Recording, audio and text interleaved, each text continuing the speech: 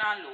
शास्त्र कहते हैं उत्तमम स्वाजितम वित्तम मध्यमम पितुरर्जितम अधमम भ्रातृ वित्तम च स्त्री वित्तम अधमाधमम। खुद का कमाया हुआ धन सबसे श्रेष्ठ होता है, खुद का कमाया धन सबसे, और पिता की संपत्ति मध्यम होती है। स्त्री का धन मतलब दहेज का धन अधम होता है, भाई का धन अधम, और स्त्री का दहेज का धन तो अधम से भी अधम। लेकिन आजकल के लोग दहेज मांगते हैं। छत्तीसगढ़ में दहेज लेते हैं कि नहीं? जोर से हाँ या ना? हाँ या ना? दहेज, मैंने सुना दहेज नहीं चलता छत्तीसगढ़ में, तो हमें किसी ने बुद्धू बना दिया मतलब। कोई बोला कि दहेज नहीं चलता, इसलिए हमने सोचा कि फिर हम दहेज पर बात नहीं करेंगे, जब लेते ही नहीं तो क्या बात करनी। पर आप कह रहे हैं लेते हैं तो थोड़ी सी बात कर लेते हैं। सही लेते हैं दहेज? यहां कितना मांगते हैं? 2 लाख, 5 लाख, 10 लाख, 20 लाख, 50 लाख। यहां जितने नौजवान मेरे दोस्त बैठे हैं, मेरे भाई बैठे हैं, वो ध्यान से सुनेंगे। एक बाप ने अपनी बेटी का विवाह किया और मंडप के नीचे लड़का पहुंचा, कन्यादान की रस्म चल रही थी। तो लड़के ने कन्यादान के समय अपने ससुर से कह दिया कि हमें गाड़ी चाहिए, 4 व्हीलर चाहिए, 4 चक्के की गाड़ी, कार। लड़की का पिता तो सहम गया, अरे दामाद जी हमारी तो आपसे ऐसी कोई बात हुई नहीं थी। दामाद जी बोले कि हुई हो ना हुई हो पर हमें गाड़ी चाहिए, नहीं तो हम दुल्हन को लेकर नहीं जाएंगे। उस बूढ़े बाप की एक बेटी थी और एक ही बेटा था, एक ही बेटी, आधा विवाह हो चुका। लड़का अब कहता है कि कार चाहिए। भला वो बूढ़ा बाप कैसे देता? थोड़ी सी कमाई थी, सरकारी आदमी था, कुछ कमा लेता था, पर बेटी की इज्जत का सवाल था कि बारात द्वार से लौट जाएगी तो मेरी बेटी का सदा के लिए जीवन बर्बाद हो जाएगा।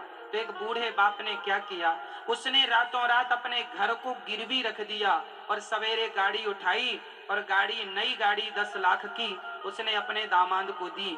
दामाद चला गया। एक दिन वो पुरुष अपनी पत्नी को गाड़ी पर बिठाकर बढ़िया सी सैर करा रहा था, गाड़ी चला रहा था। पत्नी बोली धीरे चलाओ, धीरे चलाओ, वो तो चलाए जा रहा। आगे एक भिखारी सड़क क्रॉस कर रहा था, सड़क पार कर रहा था, टांग टूटी थी, अपाहिज था, धीरे धीरे सड़क पार। और तभी साहब ये गाड़ी बड़ी तेज चला रहे थे, तभी वो अचानक सामने आ गया। इन्होंने गाड़ी के ब्रेक में पांव रखा, घिसटती हुई गाड़ी तुरंत चिपक करके उस भिखारी से खड़ी हो गई। अब साहब ने दरवाजा खोला और भिखारी को डांटा, क्यों रे, क्या जरूरत थी तुझे भीख मांगने की? कमा के खा नहीं सकते हो? अभी एक्सीडेंट हो जाता तुम्हारे चक्कर में, कमा के खाते क्यों नहीं हो? क्यों भीख मांगते रहते हो? तब उसकी पत्नी ने अपने पति को समझाया, गुस्सा ना करो। 100 रुपए निकाला और भिखारी को दे दिया। उसके पति ने गुस्से से कहा, क्या जरूरत थी इस भिखमंगे को 100 रुपए देने की? क्या ये कमा कर नहीं खा सकते? तब उस लड़की ने मुस्कुराते हुए अपने पति से कहा, अरे ये तो अपाहिज है, ये कैसे कमा सकता है? इसकी तो मजबूरी है भीख मांगना। पर आपके तो दोनों पांव सलामत थे, आप तो अपाहिज नहीं थे, फिर भी आपने मेरे पिता के सामने भीख मांगी या नहीं? क्या वो लोग ही भिखारी हैं जो मंदिर के सामने भीख मांगते हैं? क्या वो लोग भिखारी नहीं हैं जो दहेज मांगते हैं? अरे भिखारी मंदिर के बाहर मांगने वालों को भिखारी कहते हैं और दहेज मांगने वालों को भिखमंगा कहते हैं। तो अब बताओ कि आप में से कितने लोग भिखमंगे हैं? जो ले चुके हैं वो भूतपूर्व भिखमंगे हैं, जो लेंगे वो भविष्य के भिखमंगे हैं। मैं नौजवान जितने मेरे दोस्त भाई बैठे हैं, हाथ जोड़ के कहता हूं, अपने आप को इतना योग्य बनाना मेरे दोस्तों, इतना काबिल बनाना कि तुम्हें कभी किसी के सामने हाथ फैलाने की जरूरत ना पड़े। क्या गाड़ी मांगते हो? क्या पैसा मांगते हो? अरे हमारे अंदर बल होगा तो हम खुद अपने मेहनत से गाड़ी खरीद लेंगे। अपनी लड़की योग्य लड़की लाया करो। आपकी पत्नी योग्य होनी चाहिए, सुशील और संस्कारी लड़की लाओ। धन तो भाग्य का खेल है, कमा लो मिल जाएगा। पैसे तो देखो वैश्या भी कमा लेती है, पैसा बड़ी चीज नहीं है, पैसा तो आदमी कमा ही लेता है।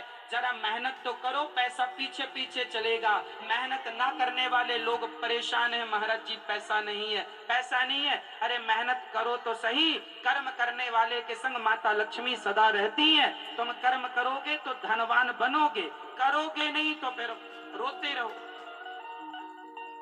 यदि दहेज मांगने से किसी की दरिद्रता मिटती तो बताइए, क्या दहेज लेने से कोई धन्ना सेठ हो जाता है? फिर तुम जितने नौजवान दोस्त हैं, कभी आप अपने आप को भिखमंगा ना बनाइए। और जो दहेज लेते हो, आप अपने द्वार पर लिख लो, भिखमंगे का घर यही है,